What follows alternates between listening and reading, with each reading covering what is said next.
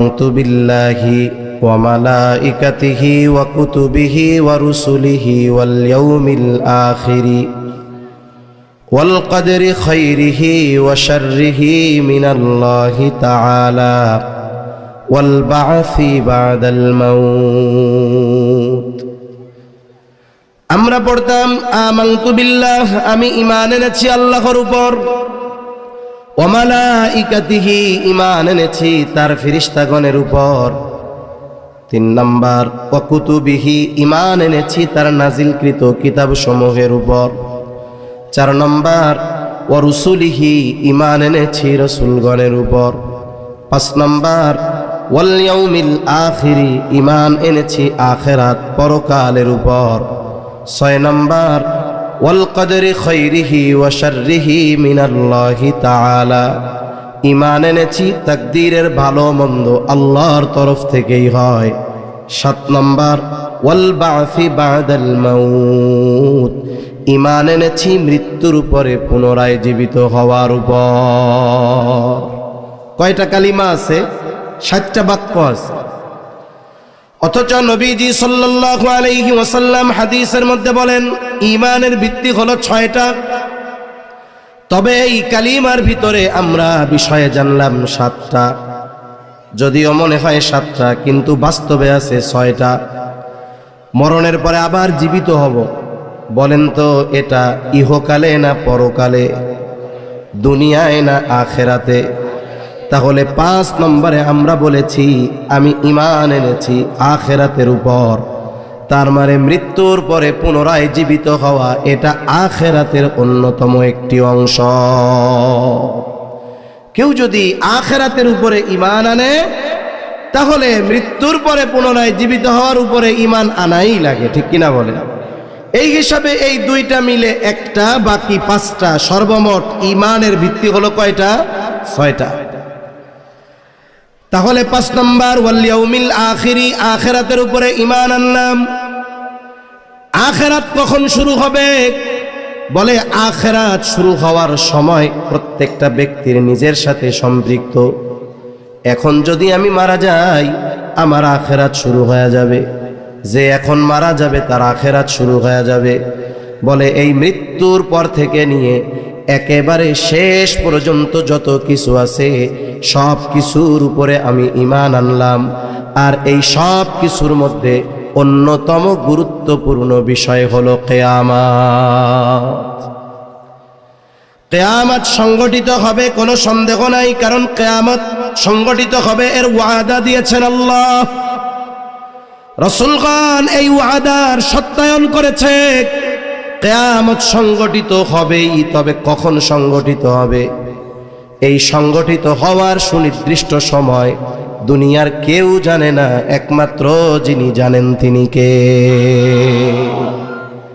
কেন জানেন? কারণ তিনি আলিমুল গায়েব, আল্লাহই আলিমুল গায়েব। দুনিয়ায় আর কেউ আলিমুল গায়েব আছে? নাই। আমাদের কিছু ভাই আছে তারা বলে আল্লাহ যেমন আলিমুল গায়েব, নবীও আলিমুল গায়েব। নাউযুবিল্লাহ বলেন। নবীজি আলিমুল গায়েব না। নবীজি আলিমুল গায়েব না হওয়ার কারণে নবীজির সম্মান কমে যাবে না। আমাদের কিছু ভাই নবীকে মুহাব্বত দেখাতে গিয়ে যদিও নবীর সুন্নাত মানবে না, কিন্তু মৌখিক মুহাব্বত অনেক। আমার এই ভাইয়েরা বলে আমরা যারা বলি নবী আলিমুল গায়েব নয়, আমাদের বলে নবীর দুশমন, বকা দেয়, বিভিন্ন মন্দ কথা বলে। কিন্তু একের পর এক অনেক প্রমাণ দেওয়া যাবে। স্বয়ং নবীজির কথা, নবীজি বলেন আমি আলিমুল গায়েব না। নবীজি আলিমুল গায়েব না। ফেরেশতা হোক আর নবী রাসূল হোক, কেউ আলিমুল গায়েব।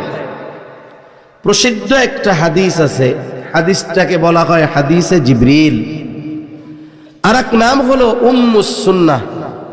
হাদিসে জিবরিল বলা হয় কারণ হলো জিবরাইল আলাইহিস সালাম সাহাবায়ে কেরামের উপস্থিতিতে মানবাকৃতিতে নবীজির সাথে সাক্ষাৎ করছেন, নবীজিকে কিছু প্রশ্ন করছেন।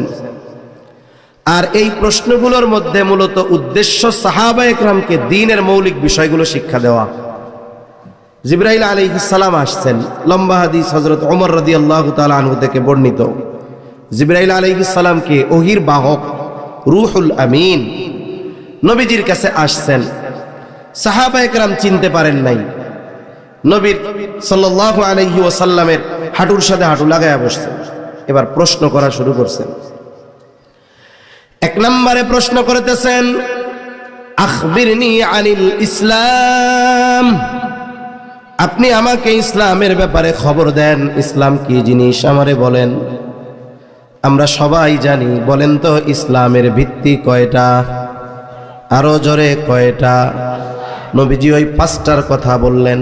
জিবরাইল আলাইহিস সালাম সত্যায়ন করলেন, হ্যাঁ ঠিক বলছেন।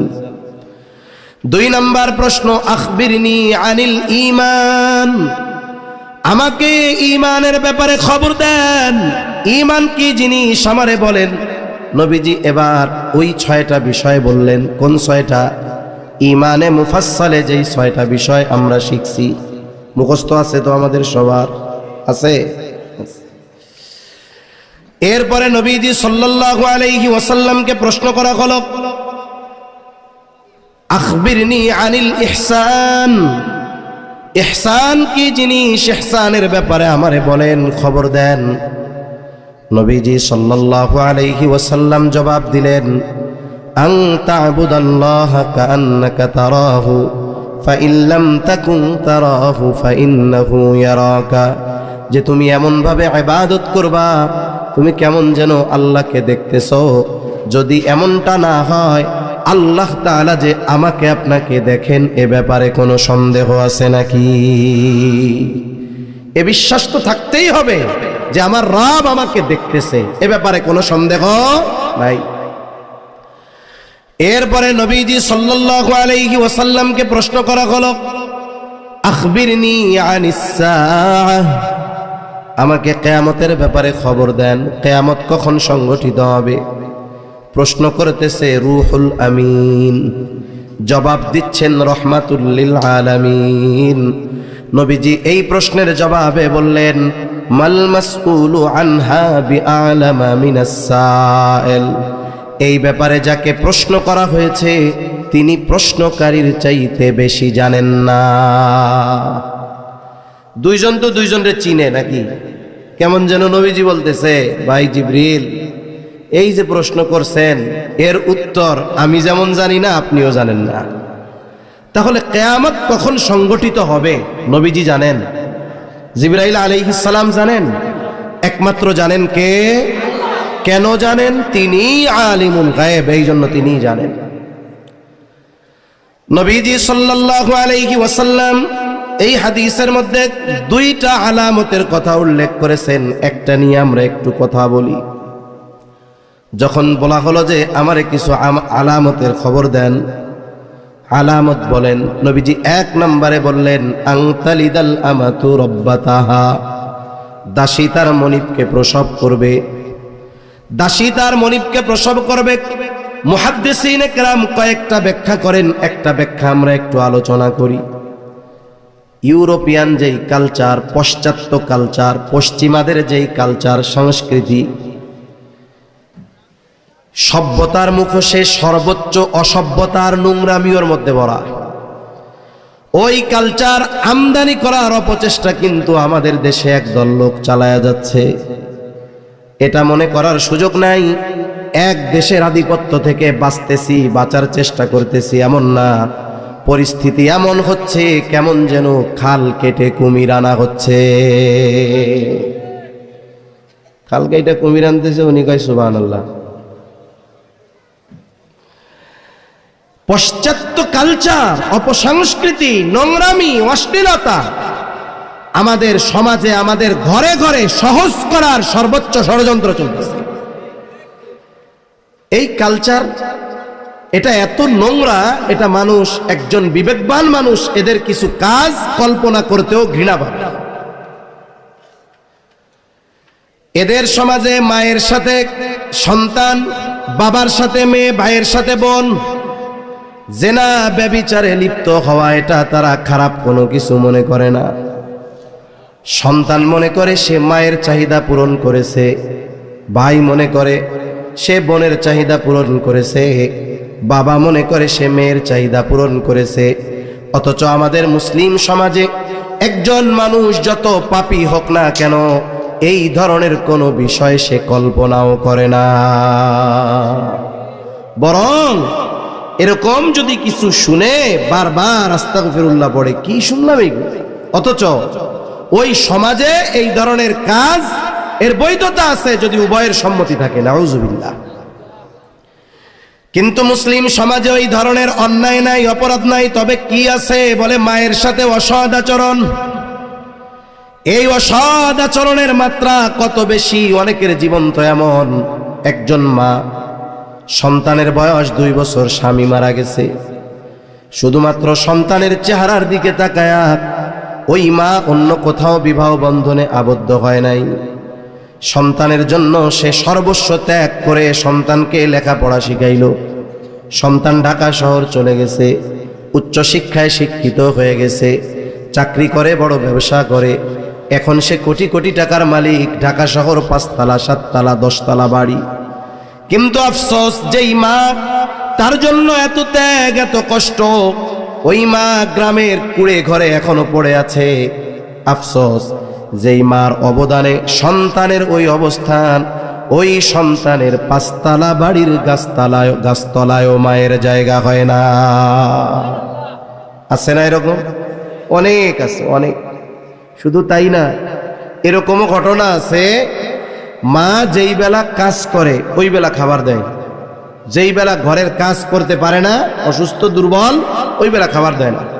কয়েক জায়গায় দেখলাম এমন ঘটনা ঘটছে, একাধিক সন্তান, মা বৃদ্ধ হয়ে গেছে, এই জন্য ভাইয়েরা পরামর্শ করে মাকে বস্তার মধ্যে ভরে এক অজ্ঞাত স্থানে ফেলায় রেখে আসছে।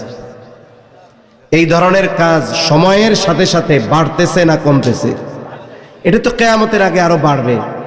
তবে আমাদের সচেতন হতে হবে এই ধরনের কাজ যেন আমাদের মাধ্যমে না হয়। কারণ মা বাবা দুনিয়ার মধ্যে সবচাইতে বড় এক নেয়ামত।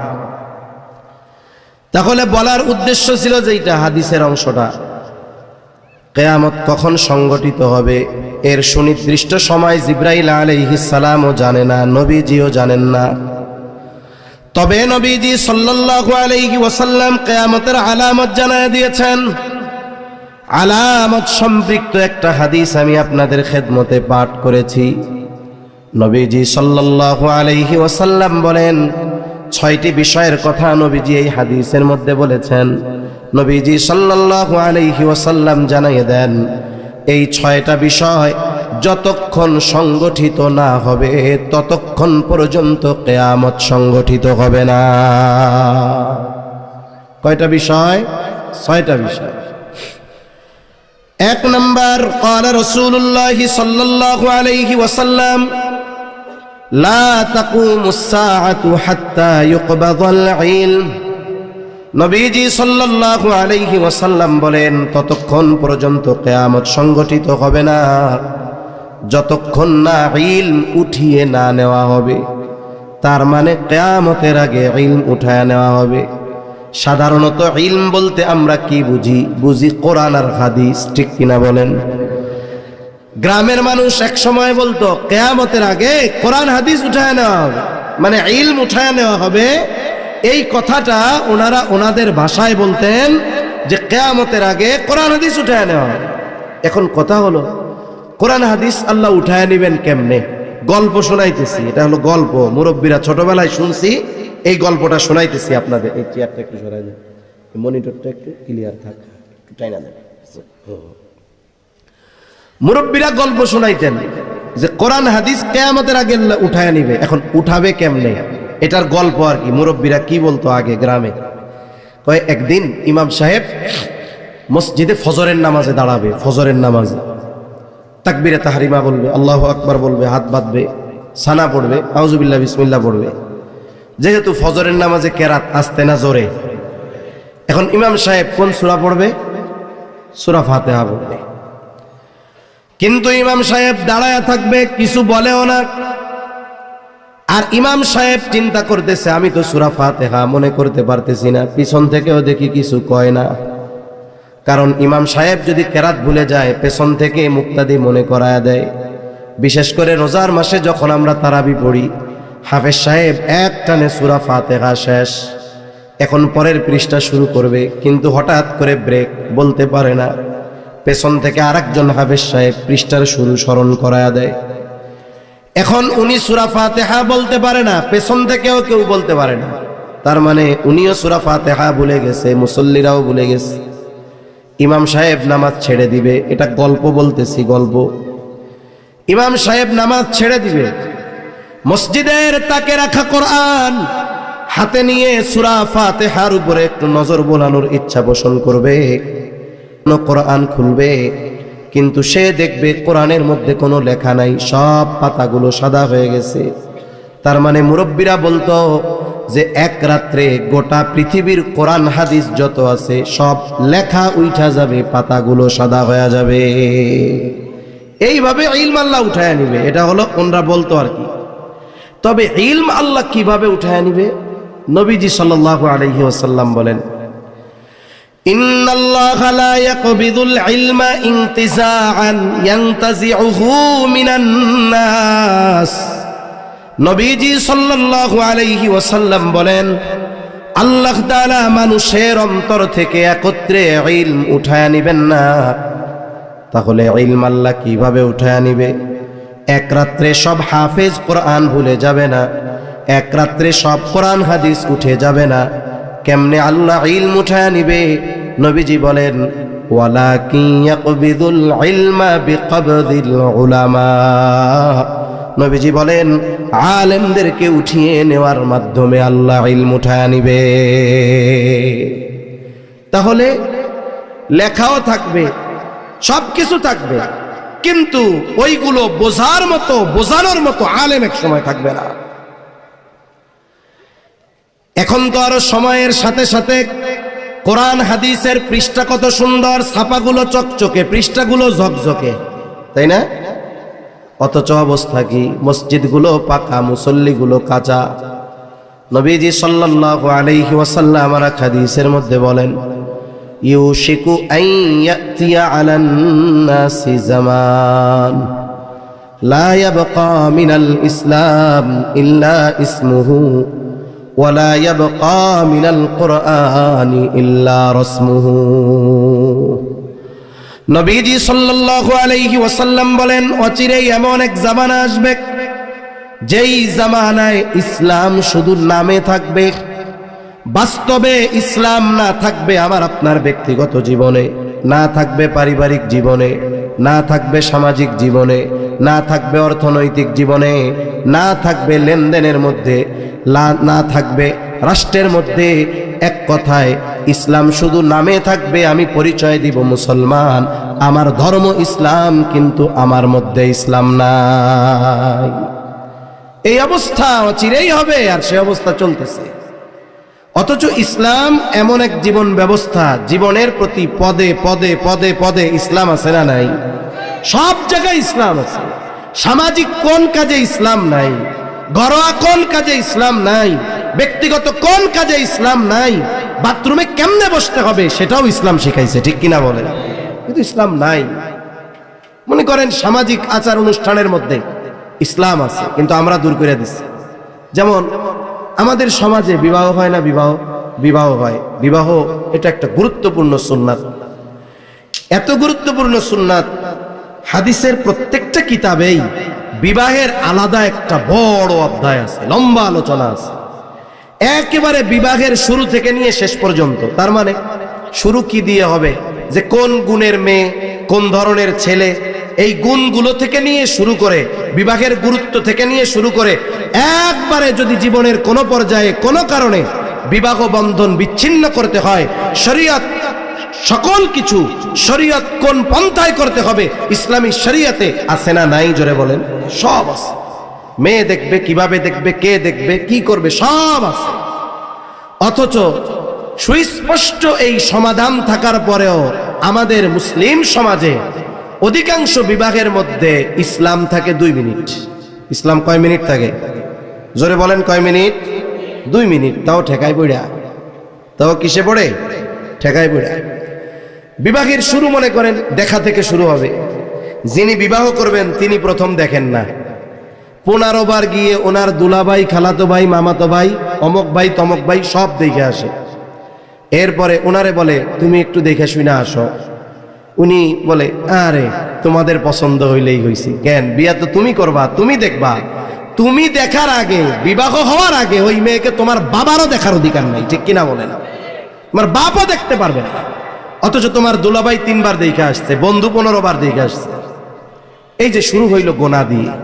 এভাবে এরপরে স্টেপ বাই স্টেপ যা আছে সব ইসলামের বিপরীত।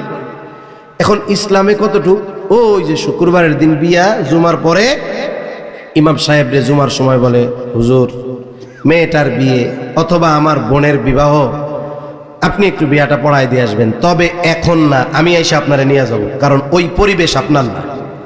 হুজুর বৈশা আছে, একটু পরে মোটরসাইকেল টান দিয়ে আসবে, আইসা হুজুরে নিবে, তাড়াতাড়ি শেষ করেন।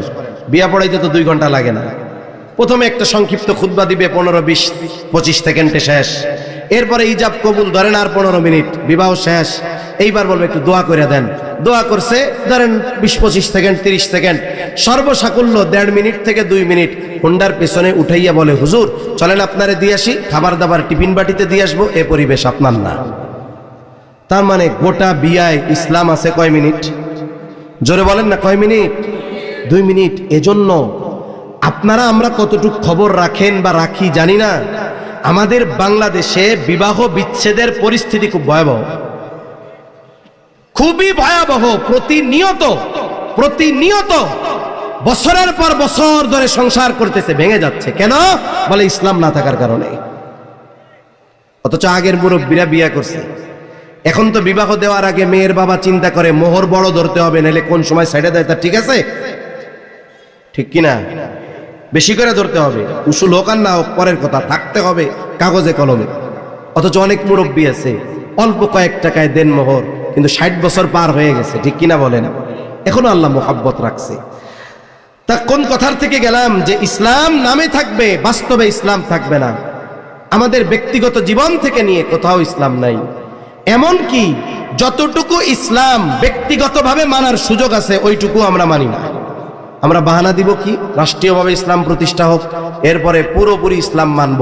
কিন্তু রাষ্ট্রীয়ভাবে হওয়ার আগে আমার উপরে যতটুকু মানা জরুরি এইটুকু তো আমাকে মানতে হবে, ঠিক কিনা? এখন তাহলে বলতেছিলাম যে আল্লাহ তাআলা কিয়ামতের আগে ইলম উঠায় নিবে। কেমনে নিবে? এক রাত্রে কোরআন হাদিস আল্লাহ উঠায় নিবেন না, বরং আলেমদেরকে উঠায় নেওয়ার মাধ্যমে আল্লাহ ইলম উঠায় নিবে।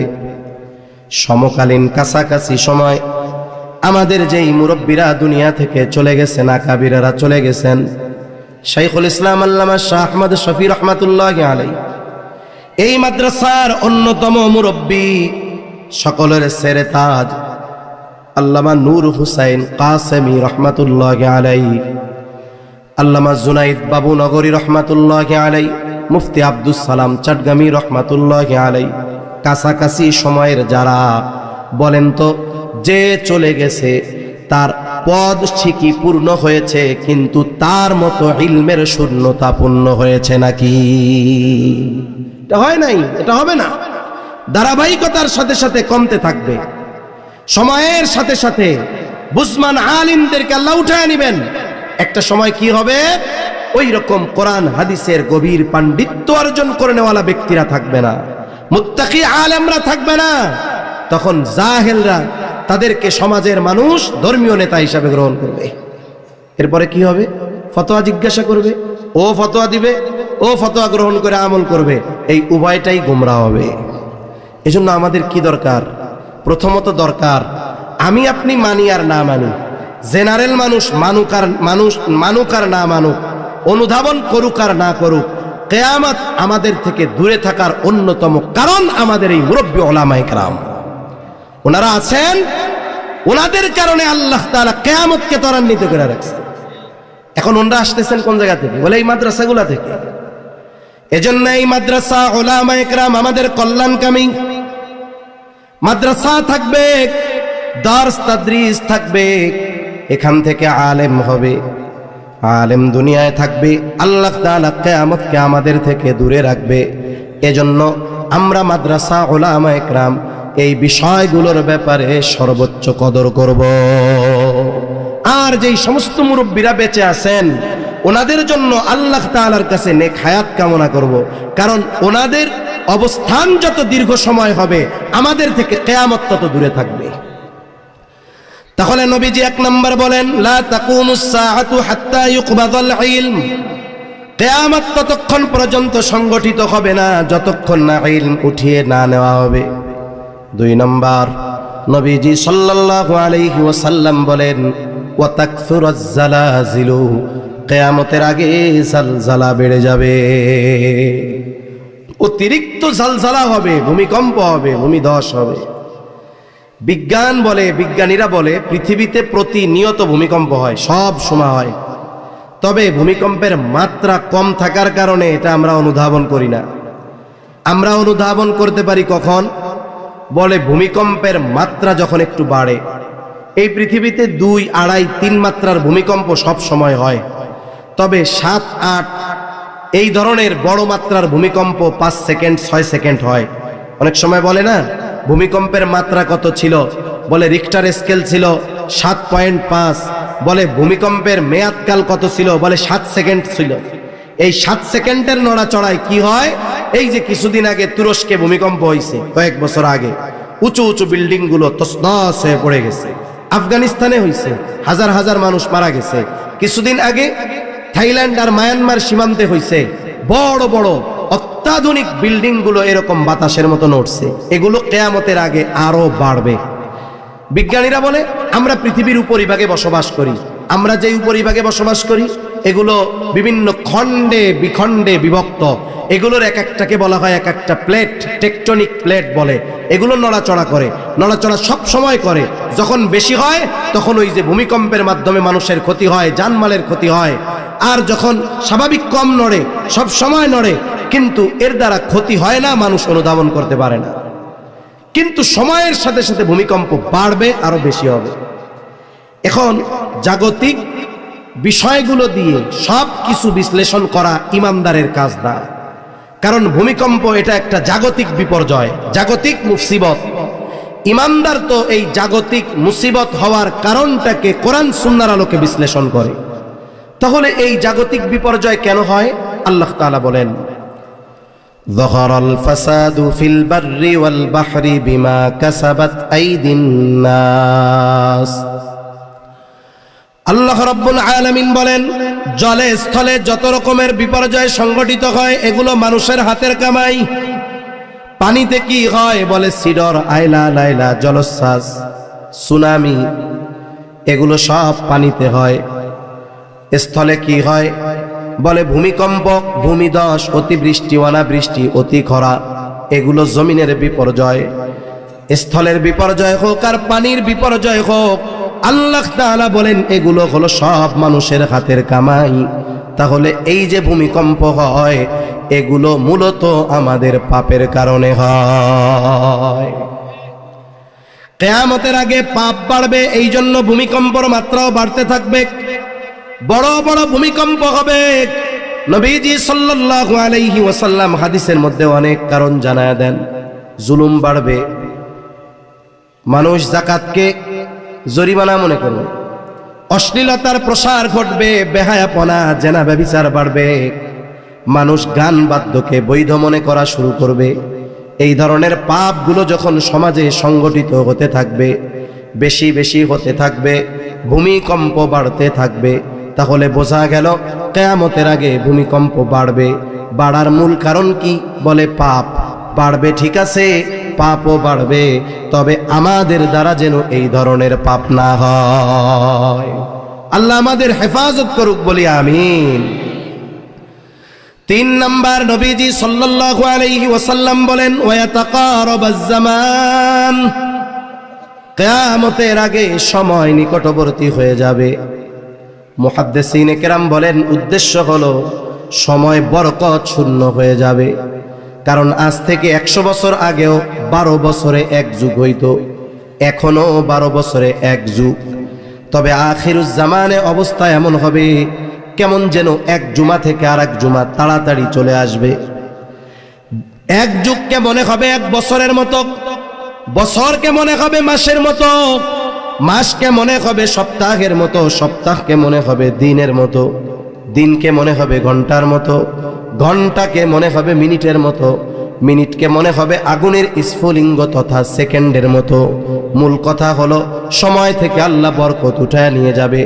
এই পৃথিবীর অন্যতম একজন মুহাক্কিক আলেমে দ্বীন জাস্টিস মুফতি তকি উসমানী দামাত বারকাতুহুমুল আলিয়া হযরত সময়ের মূল্যায়ন নিয়ে একটি বয়ান করতে গিয়ে বলেন, প্রত্যেকটা ব্যক্তি সময়কে ব্যবহারের মাধ্যমে সময়কে প্রলম্বিত করতে পারে, আবার সময়ের অপব্যবহারের মাধ্যমে সময়কে সে বরকত শূন্য করে ফেলে। তাহলে সময়ের ব্যবহারের মাধ্যমে সময় প্রলম্বিত হয়, বলে এটা কেমনে সম্ভব? একটা দুইটা উদাহরণ দিলে আশা করি বুঝতে সহজ হবে। ভালো কাজে সময় লম্বা হয়, এটা হলো মূল কথা। ভালো কাজে সময় কি হয়? লম্বা হয়, লম্বা হয়। এটা মানুষের মনের সাথেও সম্পৃক্ত বিষয়। এগুলো মনে করেন এক এলাকায় এক ইমাম 10 বছর ধরে আছে, মুসল্লি কমিটি ইমামের বেতন বাড়াইতে পারুক আর না পারুক, কিন্তু মোটামুটি ইমামের ব্যক্তিগত বিষয়ের উপরে পিএইচডি করে ফেলে, তাই না? যে ইমাম সাহেবের ফজরের নামাজে কয় মিনিট লাগে, জোহরে কয় মিনিট, আসরে কয় মিনিট, মাগরিবে কয় মিনিট, তাই না? কয় প্লেট খায়, সব মুখস্থ হয়ে যায়। বেতন টেতন না বাড়ুক, অসুবিধা নেই, এগুলো পিএইচডি করে ফেলে। আবার এখনকার আর এক ঝামেলা হলো, প্রত্যেক মসজিদের সামনে একবারে মুসল্লিদের সামনের দিকে কোন কোন মসজিদে 3, 4, 5টা ঘড়িও থাকে। এটা আর এক ফ্যাসাদ। ফ্যাসাদ কেন বলেন তো? নামাজের একটা সময় দেওয়া আছে, ঠিক আছে, আছে, ইমাম সাহেবও আছে। আমাদের দেশের মানুষ যেই ঘড়ির কাঁটাটা কাছাকাছি যায়, ইমাম সাহেব দাঁড়ানোর আগে মুসল্লি দাঁড়ানো সারা। দাঁড়ায় কি দাঁড়ায় না? জুমার দিন দেখেন না কি অবস্থা। আমাদের দেশে সাধারণত ফানি খুতবা, দ্বিতীয় খুতবা আমরা হাকিমুল উম্মাত আশরাফ আলী থানভিত খুতবাতুল আহকাম থেকে আমরা পড়ি। আমাদের মুসল্লিরা খুতবার প্রথম খুতবার শুরু থেকে একটা শব্দ না বুঝলেও ফাযকুরুনি আযকুরুকুম সবাই বুঝে। যেই খতিব সাহেব বলে ফাযকুরুনি আযকুরুকুম, ওনাকে আর অশকুরুলি ওয়ালা তাকফুরুন পর্যন্ত পৌঁছাইতে দেয় না, এর আগে মুসল্লি সব দাঁড়ায় যায়। ভুল বললাম নাকি? পরিস্থিতি মোটামুটি সব জায়গায় এরকম। এই যে দাঁড়ায় কেন? ইমাম সাহেবের তো জরুরত থাকতে পারে, 5টা 30 মিনিটে নামাজ, ওনার 27 মিনিটে প্রস্রাব পায়খানা আসতে পারে কি পারে না? উনি তো ভিন্ন গ্রহের কেউ না, আসতে পারে। কিন্তু এই যে ইমাম সাহেব উপস্থিত থাকতেই আমরা দাঁড়ায় যাই, আর যখন না থাকে শুধু খোঁজে কই গেল, কই গেল, কই গেল, নাইলে 2 মিনিট লেট হইল, সমস্যা কোথায়? এই ঘড়ি আমাদের এক সমস্যার মধ্যে ফেলায় দিচ্ছে। তা এই ঘড়ি সামনে আছে, ইমাম সাহেব ফজরের নামাজ শেষ করতে লাগে 10 মিনিট, সামনে ঘড়ি আছে, মুখস্থ হয়ে গেছে দেখতে দেখতে। তা প্রথম রাকাতে উনি রুকুতে যখন যায় তখন বাজে হলো 5টা 30-এ দাঁড়াইলে 5টা 34-এ উনি প্রথম রুকুতে যায়।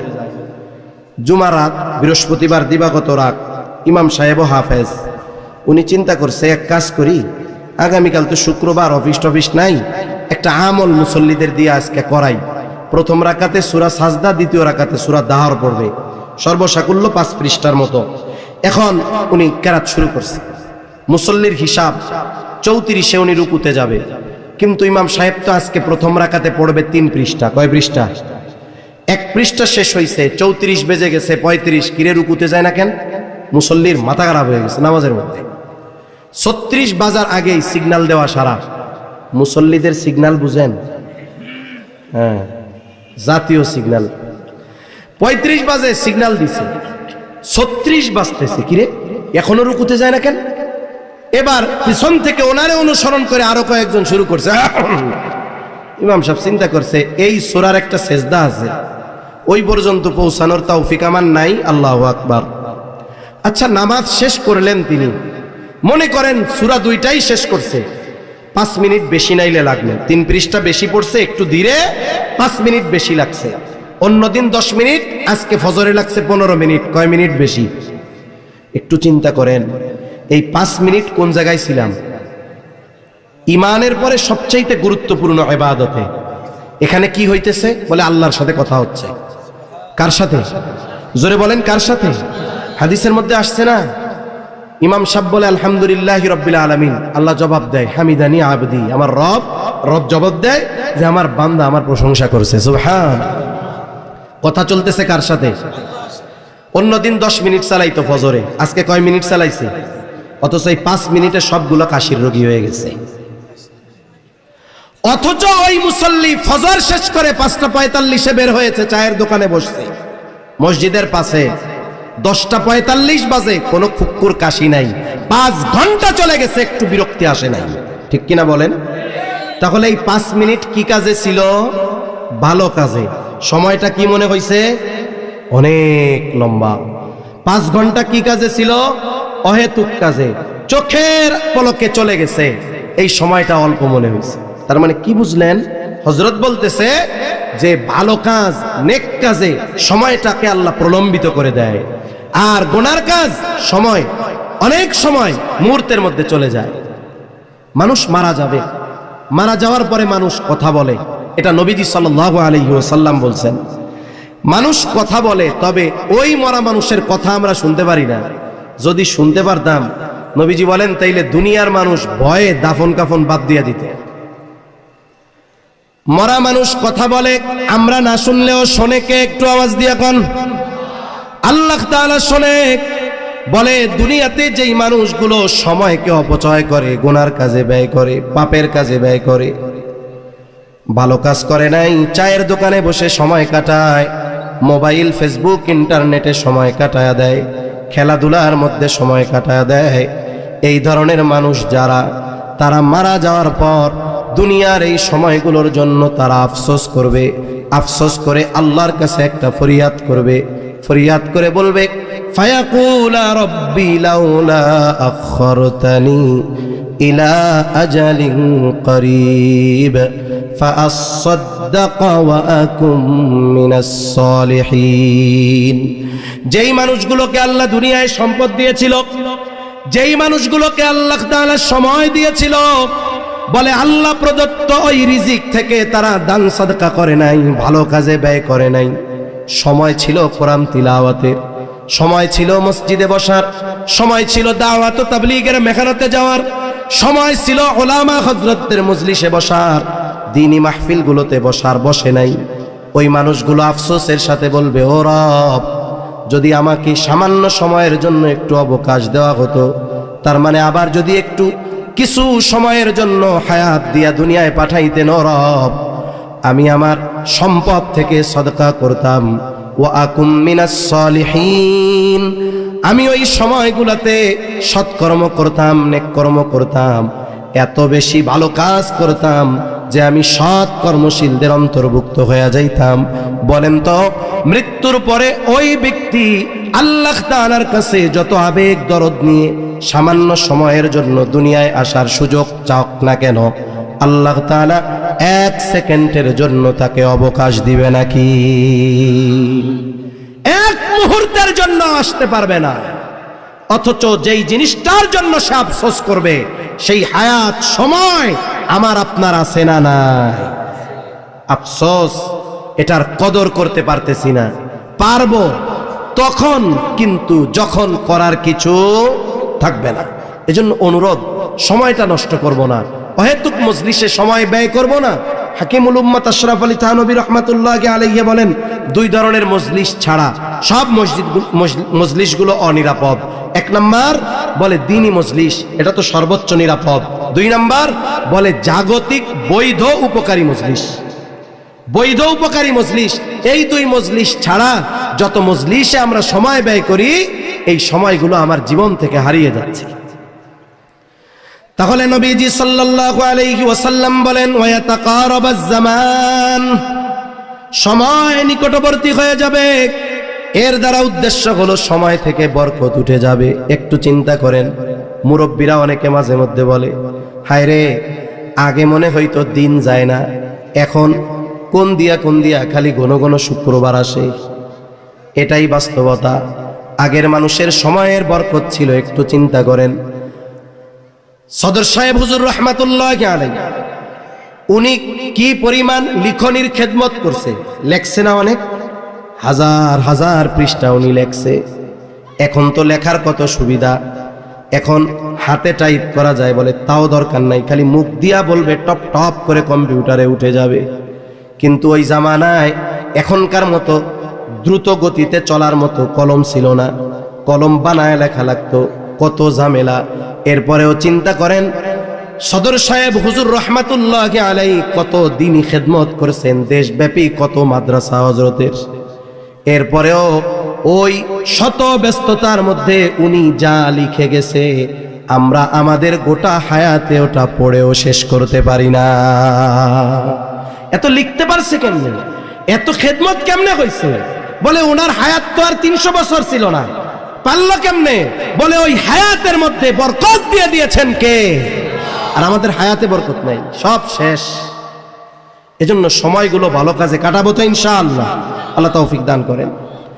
4 নম্বর, নবীজি সাল্লাল্লাহু আলাইহি ওয়াসাল্লাম বলেন, ওয়াতাদহারুল ফিতান, ফিতনা প্রকাশ পাবে।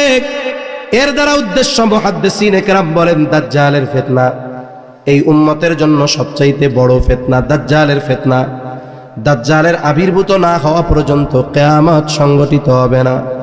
নবীজি উম্মতের প্রতি বড় রহম দিল, এই ফিতনা থেকে যেন উম্মত বাঁচতে পারে, এই জন্য নবীজি আমল শিখাইয়া দিয়েছেন।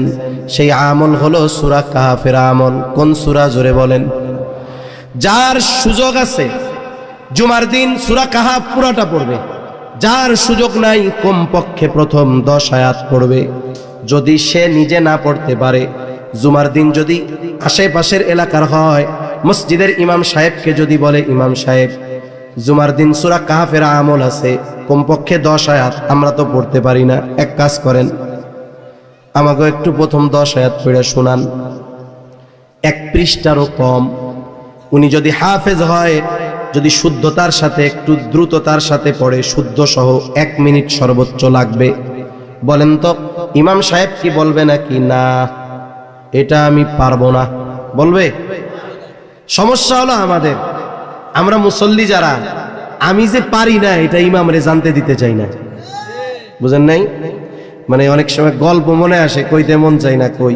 এক মসজিদ আছে ঢাকার মধ্যে, সাভার থানায়, এলাকার নাম আর দরকার নাই। ওই মসজিদের কমিটি খুব তেড়া, যেই ইমামই আসে কয়দিন পরে এতে চলে যায়। কিন্তু আর একজন ইমাম আসছে, এটার বছর পার হয়ে যায়, এটা আর যায় না, ওটা শাহেনশার মতো আছে ওই জায়গায়। তা একদিন আমি ওনারে জিজ্ঞাসা করছি, পরিচিত মানুষ আমার, কি ভাই সবাই খালি ঘন ঘন জায়গা, আপনি যান না কেন? কয় সিস্টেম আছে। কি সিস্টেম? কয় আমি আইসাই পরের দিনই মুসল্লি সবগুলারে নিয়ে বসছি, জেরে বেটাদের বেশি বেটার বেটার করে খেয়াল করছি, একটারে দাঁড়া করাই, দোয়া কুনুত কন, সূরা ফাতিহা কন। এখন যেটি বেশি বড় বড় করে ওইটাই এসে আমার কাছে খালি মেও মেও করে। কারণ কি হুজুর, পাবলিকের মধ্যে আর দোয়া কুনুত জিগায়েন আল্লাহর রাস্তায়, ইজ্জতটা খাইয়েন না। এই জন্য মুসল্লি চিন্তা করে, আমি যে এটা পারি না, এটা কি হুজুরকে বুঝতে দেওয়া যাবে? আমি হুজুরের কত ধমক দেই, কত গরম কথা কই, তা আমি যে দোয়া কুনুত পারি না, আমার যে সূরা ফাতিহা শুদ্ধ না, এটা যদি ইমাম যায় না যায়, ইজ্জত থাকবো? এজন্য আমরা ইমামের কাছ থেকে দূরে থাকি, এটা ঠিক না। এখন এই লজ্জায় যদি দূরে থাকি, নিজের ভুলগুলাকে যদি ঠিক না করি, তাহলে তো আমল শেষ হয়ে যাচ্ছে। দুনিয়ায় লজ্জার কারণে আখেরাতে ডান্ডার বাড়ি আছে না নাই? দুনিয়ার লজ্জা বাদ দিয়া লজ্জাকে গ্রহণ করে আখেরাতে ডান্ডার বাড়ি থেকে বাঁচাই ভালো, ঠিক কিনা? এজন্য ইমামরা যদি বলেন, উনি না বলবেন, শোনাবে। ওই যে যেমন ফাজকুরুনি আজকুরুকুম শুনতে শুনতে মুখস্থ হয়ে গেছে, 1 বছর প্রত্যেক জুমার দিন 2-3 বার শুনবেন, দেখবেন 1 বছর পরে কমপক্ষে ওই 10 আয়াতের হাফেজ আপনি হয়ে যাবেন। বুজুর্গানে দিন কি বলেন, আমাদের আকাবির যারা, এনাদের তীক্ষ্ণ চিন্তাধারা যে কত, আল্লাহ তাআলা যে এনাদের বুঝের কি গভীরতা দিছে, চিন্তা করলে মাঝে মধ্যে অবাক লাগে। তা বলেন যে এই আমলটা কত পাওয়ারফুল। কিয়ামতের আগে এই উম্মতের জন্য সবচাইতে বড় ফিতনা দাজ্জালের ফিতনা। এই দাজ্জালের ফিতনা থেকে বাঁচার আমল কি? বলে সূরা কাহাফ। বলে যে সূরা কাহাফের আমল দাজ্জালের মতো এত বড় ফিতনা থেকে উম্মতকে বাঁচাবে। দাজ্জাল আসার আগে একের পর এক এই উম্মতের উপরে হাজারো ফিতনা আসবে। এই যে কাদিয়ানি ফিতনা, এরকম ফিতনা এক একটা আছে না? হিজবুত তাওহীদের ফিতনা আছে না? একের পর এক ফিতনা আসবে। সত্য হক বাতিল পার্থক্য করা কঠিন হবে। বলে ওই সময়ও যারা সূরা কাহফের আমলকে জারি রাখবে, আল্লাহ তাআলা দাজ্জাল আগমনের আগে যত ফিতনা আসবে ওই ফিতনাগুলো থেকেও এই আমলের বরকতে ইনশাআল্লাহ তারা বেঁচে যাবে। সুবহান। এজন্য আমলটা গুরুত্ব দিয়ে করব তো ইনশাআল্লাহ। আমাদের বুজুর্গরা বলেন গুরুত্ব কত দিব, কিছু আমল আছে গুরুত্বটা কেমন দিব। বলে ভাত না খাইয়াও কয়েকদিন বাঁচা যায় হায়াত যদি থাকে, পানি না খাইয়াও একটা প্রতিবেদন দেখলাম 22 দিন বেঁচে থাকতে পারে। কিন্তু আল্লাহ তাআলা বেঁচে থাকার জন্য কিছু আসবাব আমাদের জন্য আবশ্যকীয় করে দিয়েছেন। এর মধ্যে একটা হলো শ্বাস প্রশ্বাস, অক্সিজেন নেওয়া, কার্বন ডাই অক্সাইড ছাড়া। ভাত না খাইয়া এই জায়গা সবাই, রাত্রে না খাইলেও থাকতে পারবেন, সকালে না খাইয়াও থাকতে পারবেন, চ্যালেঞ্জ নেওয়া যাবে। কিন্তু কেউ একটু চ্যালেঞ্জ দিবেন যে 5টা মিনিট নাক মুখ ঠাইসা ধরে রাখবেন, শ্বাস নিবো না ছাড়বো না, আমি বেঁচে থাকবো। আসি কেউ? জোরে বলেন আসি। এই শ্বাস প্রশ্বাস বেঁচে থাকার জন্য যেমন জরুরি, সূরা কাহফের এই 10 আয়াত আমরা আমাদের জীবনের জন্য এরকম জরুরি বানাবো কোন ইনশাআল্লাহ। 5 নাম্বার, নবীজি সাল্লাল্লাহু আলাইহি ওয়াসাল্লাম বলেন ওয়াতাকসুরুল হারাজ, কিয়ামতের আগে হত্যাকাণ্ড বেড়ে যাবে। ওহুয়াল কাতলুল কাতল, এটা হলো পারস্পরিক হত্যাকাণ্ড। নবীজি যখন বললেন হারজ বেড়ে যাবে, সাহাবায়ে কেরাম জিজ্ঞাসা করেন ইয়া রাসূলুল্লাহ সাল্লাল্লাহু আলাইহি ওয়াসাল্লাম, আমরা তো প্রতি বছর যুদ্ধের ময়দানে হাজার হাজার মুশরিকদের হত্যা করি, এটাও কি হারজ? নবীজি বললেন না, এটা হারজ নয়। হারজ হলো পারস্পরিক তথা মুসলমানদের নিজেদের মধ্যে হত্যাকাণ্ড বাড়বে, প্রতিবেশী প্রতিবেশীকে হত্যা করবে। আরেক বর্ণনায় আসছে নবীজি প্রতিবেশীর হকের কথা বর্ণনা করতে গিয়ে বলেন কিয়ামত ততক্ষণ পর্যন্ত সংগঠিত হবে না যতক্ষণ না এক প্রতিবেশী অপর প্রতিবেশীকে হত্যা করবে। প্রতিবেশীর হকের বিষয়টা কত কঠিন, যে প্রতিবেশীর সাথে খারাপ আচরণ, এই ধরনের হত্যাকাণ্ড সংগঠিত হওয়া, এটা কিয়ামতের আলামত। অথচ আমি গ্রামের মানুষ, তো শহরে থাকি কিন্তু গ্রামের মানুষ, কিন্তু এমন কোন পরিবার নাই যেই পরিবারের সাথে পাশের প্রতিবেশীর দ্বন্দ্ব নাই। হাজারে একটা দুইটা পাওয়া যাবে কিনা আমি জানি না, কিন্তু সবার আছে। হুজুর হোক, মুসল্লি হোক, যা হোক তা হোক, কোনো না কোনোভাবে দ্বন্দ্ব আছেই প্রতিবেশীর সাথে। এই বিষয়টা আমাদের দূর করতে হবে। নবীজি সাল্লাল্লাহু আলাইহি ওয়াসাল্লাম প্রতিবেশীর হকের ব্যাপারে বলেন, জিবরাইল আলাইহিস সালাম আমাকে প্রতিবেশীর হকের ব্যাপারে এত গুরুত্ব দিচ্ছিল, আমি মনে করছি তো মনে হয় এর ওয়ারিশ বানায় দেওয়া হবে, অথচ সেই প্রতিবেশীর সাথে আমাদের ভালো সম্পর্ক নাই। নবীজি বলেন প্রতিবেশী প্রতিবেশীকে হত্যা করবে, চাচা ভাতিজাকে হত্যা করবে, ভাই ভাইকে হত্যা করবে। বলেন তো সময়ের সাথে সাথে এই ধরনের হত্যাকাণ্ড বাড়তেছে না কমতেছে? এই পৃথিবীতে আমরা তো চিন্তা করি গোটা পৃথিবীতে মুসলমানেরা মাজলুম। গোটা পৃথিবীতে যদি দৈনিক 100 মুসলমান হত্যা করে কাফেররা, কথার কথা, কাফেরদের দ্বারা যদি মুসলমান হত্যার শিকার হয় 100, কয়শো? তাহলে দৈনিক গোটা পৃথিবীতে এক মুসলমানের দ্বারা অপর মুসলমানের হত্যাকাণ্ড সংগঠিত হয় মিনিমাম 1000।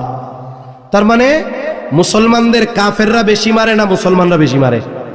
এই যে পারস্পরিক হত্যাকাণ্ড বাড়ছে, ব্যক্তিগত কারণে, পারিবারিক কারণে, সামাজিক কারণে, রাজনৈতিক কারণে, অর্থনৈতিক কারণে, আধিপত্য বিস্তারের কারণে, জমি জমার দ্বন্দ্ব নিয়া, কিছু কিছু জেলা আছে লুডু খেলা নিয়া, লাগে কি লাগে না? একেবারে তুচ্ছ কারণে গোটা গ্রামবাসী একেবারে টেটা যুদ্ধ লাগায়া দেয়। এই যে হারজ বাড়তেছে, এটা বাড়বে। অথচ চিন্তা করেন, একজন মুমিনকে তো গালি দেওয়াও অন্যায়ভাবে নিষেধ ছিল। নবীজি সাল্লাল্লাহু আলাইহি ওয়াসাল্লাম বলেন সিবাবুল মুমিনি ফুসুকুন ওয়া কিতালুহু কুফর, মুমিনকে গালি দেওয়া ফাসিকি, হত্যা করা কুফরি। একজন মুমিনকে হত্যা করা এটা কেমন পাপ? গোটা পৃথিবীর সব মানুষকে হত্যা করার সমপরিমাণ পাপ একজন মুমিনকে হত্যা করা। এজন্য আমরা হত্যাকাণ্ড বহুদূর, আমাদের দ্বারা যেন আর একজন মুমিন ভাই মৌখিক আচরণেও কষ্ট না পায়, জাগতিক কারণে। তবে দ্বীনি কারণ হলে বাপকেও ছাড় নাই, ঠিক কিনা বলেন? আবু উবাইদা ইবনুল জাররা দেখাই দিছে না বদরের যুদ্ধের ময়দানে? নবীজির প্রতি বারবার আবু উবাইদার আব্বা জাররা বারবার আক্রমণ করতে যাচ্ছে, একবার দুইবার তিনবার ফিরায় দিছে। চতুর্থবার চিন্তা করছে এবার ওরে ছাড়া যাবে না। এইবার যেই রাসূলের দিকে সে আক্রমণ করার অপচেষ্টা করছে, একবারে জায়গায় শোয়াই দিছে বাপরে। কাফেররা তো বলা শুরু করছে, দেখছো নি কি ধর্ম মুহাম্মাদের, পোলাই বাপরে মেরে ফেলছে। নবীজি সাল্লাল্লাহু আলাইহি ওয়াসাল্লাম চিন্তিত হয়ে গেছেন, কি ঘটনা ঘটে গেল। আর আল্লাহ তাআলা এই ঘটনায় খুশি হয়ে আয়াত নাযিল করে দিয়েছেন। তাহলে ইমানদার ইমানের ব্যাপারে, দ্বীনের ব্যাপারে বাপকেও ছাড়বে না, কিন্তু দুনিয়া বা জাগতিক কারণে একটা মুমিনকে ফুলের টোকা দিয়েও কষ্ট দিবে না, ঠিক কিনা বলেন? মুসলমান কি শুধু গরু খাইলেই হওয়া যায় নাকি? মুসলমান কি শুধু ছোটবেলায় মুসলমানই নিছে এই জন্যই মুসলমান না। রাসূলুল্লাহ সাল্লাল্লাহু আলাইহি ওয়াসাল্লাম বলেন, আল মুসলিমু মান সালিমাল মুসলিমুনা মিন লিসানিহি ওয়া ইয়াদিহি। নবীজি সাল্লাল্লাহু আলাইহি ওয়াসাল্লাম বলেন, প্রকৃত মুসলমান হলো সে যার জবান এবং হাতের অনিষ্ট থেকে অপর মুসলমান নিরাপদ থাকে। এখন আমি আমার মুসলমান ভাইকে বকা দেই জাগতিক কারণে, আমি মুসলমান ভাইয়ের গীবত করি, আমি মুসলমান ভাইয়ের ব্যাপারে অপবাদ দেই, আমি মুসলমান ভাইকে বকা দেই, বলে আমি অনেক ইবাদত করতে পারি, তাহাজ্জুদ গুজার হতে পারি, বড় আবেদ হতে পারি, কিন্তু আমি প্রকৃত মুসলমান হতে পারি নাই। নবীজি সাল্লাল্লাহু আলাইহি ওয়াসাল্লামের কাছে দুইজন মহিলার কথা আসছে। একজনের ব্যাপারে বলা হলো, ইয়া রাসূলুল্লাহ সাল্লাল্লাহু আলাইহি ওয়াসাল্লাম, এই মহিলা এমন কোন আমল নাই সে করে না, যেগুলো জরুরি সেগুলো তো করে, আওয়াবিন ইশরাক চাষ কোনো কিছু সে ছাড়ে না, সকাল সন্ধ্যার কোনো আমল ছাড়ে না, সাথে সাথে আইয়াম বীজের রোজা, সোম বৃহস্পতিবারের রোজা, এক কথায় কোনো আমল সে ছাড়ে না। কিন্তু সমস্যা একটা, তার প্রতিবেশীর সাথে একটু খারাপ আচরণ করে। আরেকজন মহিলা বলে, যা না করলে নয় তার বেশি করে না, ফরজ ওয়াজিব সুন্নাতে মুআক্কাদা এর বাইরে আর সে নাই। তবে এই মহিলা তার প্রতিবেশীর সাথে ভালো আচরণ করে। এই দুইজনের মধ্যে কে উত্তম? ওই যে আবেদা, যে বেশি বেশি ইবাদত করে, নবীজি তার কথা বলেন নাই, বরং নবীজি বললেন, যেই মহিলা তার প্রতিবেশীর সাথে ভালো আচরণ করে ওই মহিলাই হলো উত্তম মহিলা। তাহলে প্রকৃত মুসলমান হওয়ার জন্য ইবাদত যতটুক জরুরি ওটা তো লাগবেই, এরপরে লাগবে আখলাক। এরপরে কি লাগবে? আখলাক। আমাদের চরিত্র পরিশুদ্ধ করা দরকার, উত্তম আচরণকারী হওয়া দরকার, ভালো ব্যবহার করা দরকার। মানুষের সাথে ভালো ব্যবহার, উত্তম আখলাক, এটা মিজানে সবচাইতে ওজন হবে। নবীজিকে জিজ্ঞাসা করা হচ্ছে, মিজানে তো ওজন দেওয়া হবে আমাদের আমলগুলো, সবচাইতে ওজন হবে কোন আমল? নবীজি সাল্লাল্লাহু আলাইহি ওয়াসাল্লাম নামাজের কথা বলেন নাই, রোজা হজ যাকাতের কথা বলেন নাই। নবীজি সাল্লাল্লাহু আলাইহি ওয়াসাল্লাম বলেন, মিজানে সবচাইতে ওজন হবে উত্তম চরিত্র। 6 নম্বর, নবীজি সাল্লাল্লাহু আলাইহি ওয়াসাল্লাম বলেন, হাত্তা ইয়াকসুরা ফীকুমুল মালু ফায়াফিদু। মানুষের সম্পদ এত বাড়বে যে সম্পদ উপচায়া পড়বে। মুহাদ্দিসিনে কেরাম বলেন, এটা হবে ঈসা আলাইহিস সালামের সময়, উনি যখন দাজ্জালকে হত্যা করবে। রাসূলুল্লাহ সাল্লাল্লাহু আলাইহি ওয়াসাল্লামের এই দিন প্রসারের কাজে উনি নিয়োজিত হবেন, গোটা পৃথিবীতে তিনি পৌঁছায়া দিবেন, দিন পৃথিবীর আনাচে কানাচে পৌঁছায়া যাবে। এমন অবস্থা হবে গোটা পৃথিবীর কোনো জায়গায়ও একজন বেঈমান থাকবে না। সারা পৃথিবীতে সবাই ইমানদার, তাও পাক্কা, ভেতরে কোনো নেফাকি থাকবে না, একেবারে পাক্কা মুমিন, মুত্তাকি মুমিন।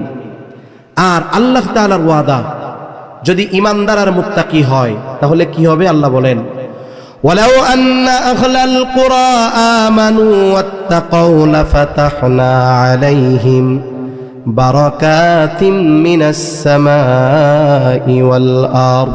আল্লাহ তাআলা বলেন, যদি ওই জনপদের অধিবাসীরা ঈমান আনে আর মুত্তাকি হয়ে যায়, লাফাতাহনা আলাইহিম বারাকাতিম মিনাস সামাই ওয়াল আরদ। আল্লাহ বলেন, অবশ্যই আমি তাদের জন্য আসমান এবং জমিনের বরকতের দরজা সমূহ খুলে দিব। এত পরিমাণ বরকত হবে, মানুষ এত সম্পদের মালিক হবে, মানুষের মন চাইবে যে হায়রে যদি একটু সাদকা করতে পারতাম, হায়রে যদি একটু দান করতে পারতাম। কিন্তু আফসোস, মানুষ এত সমৃদ্ধশালী হবে যে দান সাদকা নেওয়ার মতো একটা মানুষও খুঁজে পাওয়া যাবে না। নবীজি বলেন, এই 6টা বিষয় সংগঠিত না হওয়া পর্যন্ত কিয়ামত সংগঠিত হবে না। আচ্ছা আসুক, চলে আসতে বলেন, তাইলে আমি শেষ করে দিই। তাহলে গায়েব সম্পৃক্ত 5টা বিষয়ের কথা নবীজি আল্লাহ তাআলা সূরা লুকমানের শেষ আয়াতে বলছেন। কয়টা বিষয়? 1 নাম্বার, ইন্নাল্লাহা ইনদাহু ইলমুস সাআহ, কিয়ামত সংগঠিত হবে তো সুনিশ্চিত, তবে সময়ের ইলম কখন হবে এই ইলম একমাত্র কার কাছে? জোরে জোরে কার কাছে? 2 নাম্বার, আল্লাহ তাআলা বলেন ওয়ায়ুনাজ্জিলুল গায়থ, তিনি বৃষ্টি নামান। মেঘ হলেই বৃষ্টি হয় না। অনেক সময় আমরা দেখি ভর দুপুর গোটা আকাশ মেঘাচ্ছন্ন, মানুষ মনে করতেছে এমন ঢল নামবে আজকে বাড়ির উঠানে গিরা পানি। দ্রুততার সাথে ধান টান সব উঠানো সারা। ছোটবেলায় আমি ওই ধান হইতো কিছু, একটু মেঘ দেখলেই যারা ছিল বাড়ির তাড়াতাড়ি ধান উঠাইতো, যেই উঠাইছে এই আবার রোদ উঠছে, বৃষ্টি হয় নাই। কারণ আমি ওই সময় কইতাম আল্লাহ একটু যা দিত তোমাকে ওই ব্যস্ততা দেখে আর দেয় নাই, আল্লাহ চাইছে ধান ভিজাইবো, কারণ তোমরা উঠাই ফেলছো, কাজ হবে না। ছোটবেলা কইতাম আর কি। তা দেখেন মেঘ হলেই বৃষ্টি হয় না। আমরা মনে করছি সব শেষ হয়ে যাবে, কিন্তু 10 মিনিট পরে আবার পরিষ্কার। আবার মাঝে মধ্যে এমন হয় কোনো মেঘ নাই, একেবারে ঝরঝরে রোদ, চকচকা রোদ, আধা ঘন্টা বৃষ্টি নামছে, এমন বৃষ্টি শুকনা জায়গায় হাঁটু পানি। হয় কি হয় না? এজন্য মেঘ হলেই বৃষ্টি হয় না, বরং বৃষ্টি যিনি দেন তিনি কে? এরপরে আল্লাহ তাআলা বলেন ওয়ায়ালামু মা ফিল আরহাম, মাতৃ রেখে মেয়ে, মাতৃগর্ভে ছেলে না মেয়ে দুনিয়ার কেউ জানে না, যিনি জানেন তিনি কে? এখন এক মুরব্বী কইয়া বসবে, কি কইল হুজুর, আমার নাতি জন্ম নেওয়ার 2 মাস আগে আমি জানছি এটা পোলা হবে। আমি বলি না না, আপনি জানছেন ঠিক আছে, আপনার এই নাতি তো আরো 8টা মাস মার পেটের মধ্যে ছিল, ওই 8 মাস আপনার নাতি কি ওই রকম পোলাই ছিল নি পেটের মধ্যে? কি ছিল? বলে সর্বপ্রথম আল্লাহ তাআলা মায়ের রেহেমে 1 ফোঁটা শুক্র কীট আল্লাহ তাআলা পৌঁছায় দিয়েছেন। আধুনিক বিজ্ঞান বলে 1 ফোঁটা স্পার্ম বীর্য, এর মধ্যে কোটি কোটি শুক্রাণু থাকে। তার মানে আল্লাহ যদি চায় ওই একটা ফোঁটা বীর্য দিয়ে কোটি মানুষের প্রাণ দিতে পারে। ওই 1 ফোঁটার কোটি শুক্র থেকে অতি ক্ষুদ্র একটা অংশ মায়ের রেহেমে গেছে। ওটা দুনিয়ার চোখের দেখা সম্ভব ছিল না, মাইক্রোস্কোপ দিয়ে দেখা সম্ভব ছিল না, ওইটুক গেছে মায়ের রেহেমে। আল্লাহ তাআলা মায়ের প্রতি মাসের অসুস্থতাকে বন্ধ করে দিয়েছেন। এবার আল্লাহর প্রসেস শুরু, কুদরতি প্রসেস। এক সময় এটারে রক্তপিণ্ডে তৈরি করছেন, এরপরে মাংসপিণ্ড হইছে। এই যে যখন মাংসপিণ্ড 4 মাস বয়স, এখনো আল্লাহ তাআলা প্রাণ দেয় নাই, 4 মাস মাংসের টুকরা। পৃথিবীর কোন আল্ট্রাসোনোগ্রাফি মেশিন আছে, কোন বিজ্ঞানী আর বিজ্ঞান আছে ওই মাংসের টুকরার উপরে রিসার্চ করে বলবে যে এই মাংসের টুকরা না, টুকরাটা ছেলে না মেয়ে? কারো বলার ক্ষমতা আছে? বলতে পারছে কখন? যখন আল্লাহ মায়ের গর্ভে আকৃতি দিয়ে দিয়েছে। অথচ আমার মালিক যখন ওই বাচ্চাটা একটা শুক্র কীট ছিল যেটা খালি চোখে দেখা যায় না, আমার মালিক তখনও জানে যে এটা ছেলে না মেয়ে। ঠিক কিনা বলেন? এজন্য আল্লাহ তাআলা বলেন ওয়ায়ালামু মা ফিল আরহাম, মাতৃ রেহেমে কি আছে, ছেলে না মেয়ে, এটা একমাত্র আল্লাহ তাআলা জানে। তার হায়াত কতদিন কেউ জানে না, তার সৌভাগ্য না দুর্ভাগ্য কেউ জানে না, কিন্তু আল্লাহ তাআলা সব জানে। এরপরে আল্লাহ তাআলা বলেন ওয়ামা তাদরি নাফসুম মাযা তাকসিবু গাদা, কেউ জানে না আগামী দিন সে কি উপার্জন করবে। সাধারণত মানুষের 2 হালত, মানুষের অবস্থা 2টা হয় অধিকাংশ সময়। একটা হলো তার কোনো অভাব নাই, সম্পদ আছে, সম্মান আছে, সুস্থতা আছে, সব আছে, জাগতিক যত আসবাবকে আমরা নেয়ামত মনে করি সব আছে। এখন নেয়ামত পাবার পর আমাদের কি হওয়া দরকার ছিল? বলে শাকের। কি হওয়ার দরকার ছিল? এখন ও শুকুর তো করে না, ও এখন করে ফখর। তাহলে সম্পদ যার আছে, আল্লাহ যারে ভালো রাখছে, সে কি করবে? জোরে বলেন শুকর। সে কি করবে? শুকর। এখন যার আছে সে শুকর না কইরা সে করে ফখর। এখন আবার যার নাই, অনেকে আছে নামাজি, 5 ওয়াক্ত নামাজ পড়ে, ভালো মানুষ, কিন্তু অভাবে আছে। সে কয় নামাজ কালাম আমি পড়ি, আল্লাহ অভাব খালি আমারই দেন। মানে সে হলো হতাশ।